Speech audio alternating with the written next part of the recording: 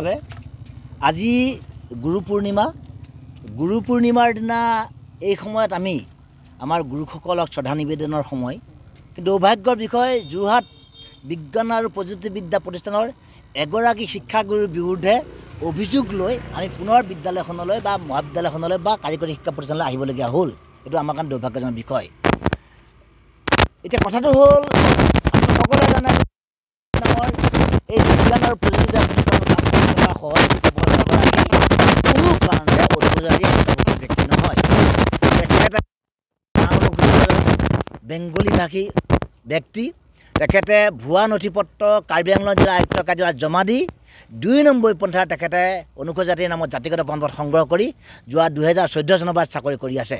এই কাৰ্য কেতিয়াও গ্ৰহণযোগ্য নহয়, সমৰ্থনযোগ্য নহয় আৰু এই কাৰ্য কেতিয়াও ক্ষমা কৰিব পৰা নহয়। আৰু সেইবাবেই যোৱা ৩টা মাহ আমি অনুসূচিত জাতি যুৱ পৰিষদে শিক্ষা বিভাগৰ উচ্চ পদস্থ বিষয়াসকল, একে সময়তে যোৰহাট আৰু কাৰ্বি আংলং জিলা আয়ুক্ত ডাঙৰীয়া, CID বিভাগ, কাৰিকৰী শিক্ষা বিভাগৰ বৰমূৰীয়াসকলে বাৰম্বাৰ এই বিষয়টো সন্দৰ্ভত ব্যৱস্থা গ্ৰহণ কৰিবলৈ আমি দাবী উত্থাপন কৰি আহিছোঁ। ব্যৱস্থা হ'ল চন্দনাদেৱক গ্ৰেপ্তাৰ কৰিব লাগে আৰু চাকৰিৰ পৰা খেদিব লাগে। এই কাৰ্যটোকে যোৱা 3টা মাহ অসম চৰকাৰৰ কাৰিকৰী শিক্ষা বিভাগ, উচ্চ শিক্ষা বিভাগ, CID বিভাগ, জিলা আয়ুক্তসকলে কৰা নাই। অন্য কিটো কৰাটো নায়েই। অন্য কি, এইখন বিদ্যালয়ৰ অধ্যক্ষগৰাকীয়ে এখন চৌকছ নটিছ দিয়ে দায়িত্ব সামৰিছে বুলি আমি অনুভৱ কৰিছোঁ। আকৌ চৌকছ নটিছখনত চন্দনাদেৱে যিকেইটা কথা লিখি দিলে, সেইকেইটা কথাকে বেদবাক্য বুলি জ্ঞান কৰি এই গোটেই মানে আমাৰ যি প্ৰধান ব্যৱস্থা, আমাৰ ছায়েন্স কলেজখনৰ যি কৰ্তৃপক্ষ আৰু শিক্ষা বিভাগ কৰ্তৃপক্ষ বহি আছে, এনেকৈতো নহ'ব। আৰু সেইকাৰণে চন্দনাদেৱক শীঘ্ৰে বৰ্খাস্ত কৰা আৰু গ্ৰেপ্তাৰ কৰাৰ দাবীত আমি যোৱা সময়ত আমি আন্দোলন কৰিছোঁ। আন্দোলন কৰাৰ পিছতো এওঁলোকৰ গা লোৱা নাই। গতিকে আজি আমি অন্তিমবাৰৰ বাবে আমি এইখন প্ৰতিষ্ঠানৰ অধ্যক্ষ ডাঙৰীয়াক সাক্ষাৎ কৰিছোঁ। এক কথাত ক'ব পাৰে, আমাৰ অনুসূচিত জাতি যুৱ পৰিষদৰ কৰ্মকৰ্তাসকলে আজি অধ্যক্ষ ডাঙৰীয়াক আমি ঘেৰাও কৰিছোঁ। আৰু ঘেৰাও কৰি পেলাই সুস্পষ্টভাৱে সুধিছোঁ যে কেতিয়া চন্দনাদেৱক ইয়াৰ পৰা খেদিব, কেতিয়া চন্দনাদেৱক গ্ৰেপ্তাৰ কৰিব।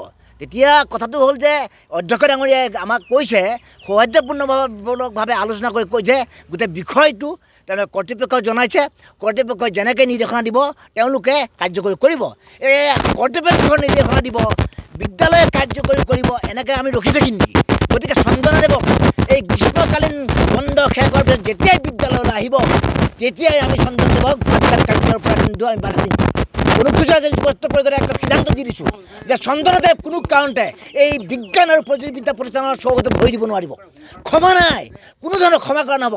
চন্দনাদেৱক কঠোৰভাৱে জনাই দিয়া হৈছে যে কোনো কাৰণে চন্দনাদেৱে ইয়াত পাঠদান কৰিব নোৱাৰিব। কাৰণ নিজে এগৰাকী ভণ্ড সুশিক্ষিত 2 নম্বৰী মহিলা সহযোগী প্ৰবক্তা চন্দনাদেৱে যোৰহাট বিজ্ঞান আৰু প্ৰযুক্তি প্ৰতিষ্ঠানত ইয়াত পাঠদান কৰিব নোৱাৰিব, ছাত্ৰ ছাত্ৰীক শিক্ষা দিব নোৱাৰিব। গতিকে চন্দনাদেৱে ইয়াত এই চৌহদত ভৰি দিব নোৱাৰে, তাৰ ব্যৱস্থা কৰা হৈছে। এইখন বিদ্যালয়ত পঢ়ি থকা ছাত্ৰ ছাত্ৰীসকল, অনুসূচিত জাতি জনজাতি ছাত্ৰ ছাত্ৰীসকল, ইয়াৰ ইউনিয়ন বডি, ইয়াৰ শিক্ষক সমাজ, কৰ্মচাৰী সমাজ, যোৰহাটৰ শৈক্ষিক সমাজ সকলোৱে একেমুখে কৈছে চন্দনাদেৱ ইয়ালৈ আহিব নোৱাৰিব। চন্দনাদেৱক নিষিদ্ধ কৰা হৈছে। গতিকে চন্দনাদেৱে যদি কিবা কাৰণত ইয়াত পাঠদান কৰিবলৈ আহে, সেইদিনা চন্দনাদেৱ ইয়াৰ পৰা যাব নোৱাৰিব। গণৰোষৰ বলি হ'ব চন্দনাদেৱ। গতিকে আমি শেষ সিদ্ধান্ত জনাই দিয়া হৈছে, বিভাগে, প্ৰশাসনে, চৰকাৰে, প্ৰতিষ্ঠানে যদি একো নকৰে, আমি অনুসূচিত জাতি যুৱ পৰিষদে ছাত্ৰ সমাজ, শিক্ষক সমাজ, কৰ্মচাৰী সমাজ আৰু যোৰহাটৰ শৈক্ষিক সমাজ, সচেতন সমাজৰ সহযোগত চন্দনাদেৱক ইয়াত নিষিদ্ধ কৰিবলৈ সিদ্ধান্ত গ্ৰহণ কৰিলোঁ। হ'ল যি চন্দনাদেৱৰ কথা আমি কৈছোঁ, তেখেতৰ পিতৃ মৃত সুমিৰ কান্তি দেৱ, তেখেতৰ ঘৰ ডিফু, কাৰ্বি আংলং জিলাত।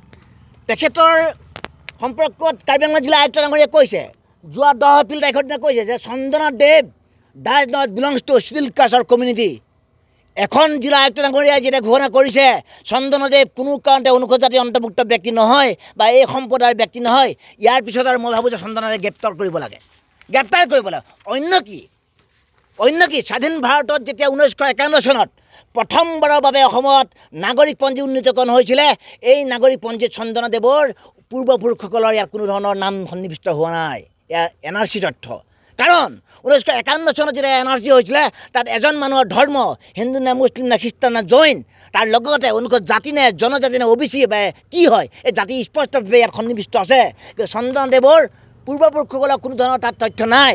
দ্বিতীয়তে 1961 চনত যেতিয়া সৰ্বভাৰতত লোকপিয়ল হৈছে তাত লোকপিয়ল লিখা আছে এজন মানুহ SC নে ST এই লোকপিয়লটো কিন্তু চন্দনদেৱৰ পূৰ্বপুৰুষ বা চন্দনদেৱৰ কোনো তথ্য নাই ইয়াৰ পৰা প্ৰমাণ পোৱা গৈছে চন্দনদেৱ প্ৰকৃতাৰ্থত অসমৰ বাসিন্দাই নহয় প্ৰকৃতাৰ্থত চন্দনদেৱ অসমৰ বাসিন্দা নহয় তেওঁলোক অসমৰ বাহিৰৰ বাসিন্দা অনা অসমীয়া ব্যক্তি আৰু অসমত আহি কেইদিনমান কৰ্মসূত্ৰে থাকি লৈ অসমৰ জিলা প্ৰশাসনক কাৰ্বি আংলং জিলা প্ৰশাসনক কোনো মানুহক মেনেজ কৰি টকা পইচা দি চন্দনদেৱে অনুসূচিত জাতি জাতিগত প্ৰমাণপত্ৰ সংগ্ৰহ কৰিছিলে আৰু এতিয়া গুজালি হোৱাৰ দৰে অনুসূচিত জাতি আৰু অসমীয়া মানুহৰ ওপৰত অত্যাচাৰ কৰি ইয়াতে আহি চাকৰি কৰিছে এই কাৰ্য গ্ৰহণযোগ্য নহয় আৰু এটা কথা কওঁ দেই এই কথাটো কৈছোঁ এইকাৰণেই যে অসমৰ মুখ্যমন্ত্ৰী ডাঙৰীয়াই যেতিয়া সাক্ষাৎ কৰিবলৈ যায় কোনো মানুহ যায় ন্যূনতম 3জন মানুহক তেখেতে সাক্ষাৎ কৰে অনুমতি দিয়ে 3জন মানুহে তেখেতক ন্যূনতম সাক্ষাৎ কৰিব পাৰিব আজি দেখিলোঁ এইখন প্ৰতিষ্ঠানৰ অধ্যক্ষগৰাকীয়ে 2জনতকৈ বেছি মানুহক সাক্ষাৎ নকৰে 2জনতকৈ বেছি মানুহক সাক্ষাৎ নকৰে এইটো বৰ আচৰিত নিয়ম পালোঁ গতিকে আহি থকা দিনত অধ্যক্ষ মহোদয় যাতে এনেকুৱা দল সংগঠনৰ প্ৰতিনিধি আহিলে ন্যূনতম 5জন মানুহক সাক্ষাৎ কৰি অকণমান যাতে সন্মান প্ৰদৰ্শন কৰে এই তেখেতক আমি অনুৰোধ জনাইছোঁ সকলোৰে মুখাবোৰ খুলি দিয়া হ'ব আৰু সকলোৰে বিৰুদ্ধে কঠোৰ ব্যৱস্থা গ্ৰহণ কৰা হ'ব।